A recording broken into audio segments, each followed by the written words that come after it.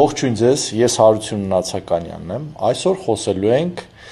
Սամվել Կարապետյանի 5 քայլերից մեկի հատկապես, ինչպես հասկացաք, գյուղատնտեսության ոլորտի մասին։ 5 քայլերից 4 քայլը դա գյուղատնտեսության ոլորտում լոգիստիկ կենտրոնների կամ մթերման կայանների ստեղծման մասին է։ Ինչպես գիտեք, Հայաստանում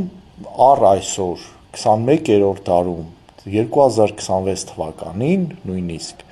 գոյություն չունեն լոգիստիկ կենտրոններ, ինչը տարածված են աշխարհի բոլոր գրեթե զարգացած երկրներում եւ զարգացող երկրներում։ Մենք մինչև հիմա Հայաստանի Հանրապետությունում առևտուրը իրականացվում է, այսպես ասած, միջնադարյան արևելյան շուկաների նմանվող շուկաներում, որտեղից գյուղմթերքը գնում է առևտրի կետեր, սուպերմարկետներ եւ այնտեղից տեղի ունենում վաճառքը գյուղացի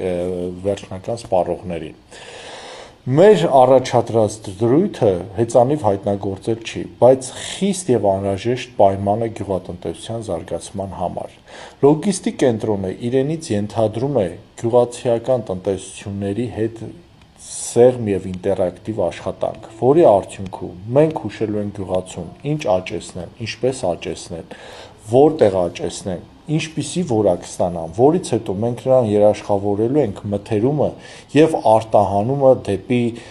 հյուսիսային եւ հարավային հարևաններին, դեպի Ռուսաստան, դեպի Մերձավոր Արևելք, դեպի Սինգապուր, դեպի եվրոպական շուկա, կախված պահանջարկից։ Եվ մենք վստահ,